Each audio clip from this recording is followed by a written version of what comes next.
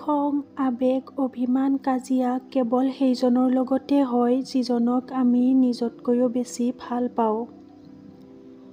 এটা কথা সদায় মনত ৰাখিবা, জীয়াই থাকিবলৈ যেনেকৈ নিশ্বাসৰ প্ৰয়োজন, ঠিক সেইদৰে ভালপোৱাৰ বাবে বিশ্বাসৰ অতি প্ৰয়োজন। সেয়েহে যাক বিশ্বাস কৰিব নোৱাৰা তাক কেতিয়াও ভাল পাবলৈ নাযাবা।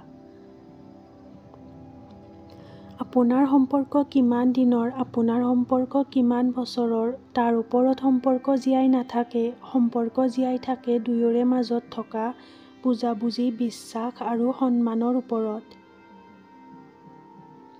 তোমাক বেয়া পোৱাৰ শক্তি মোৰ নাই। তুমি যেনেকুৱাই আৰু তুমি যিয়েই নকৰা কিয়, সকলোবোৰেই মোৰ বাবে সদায় প্ৰিয়।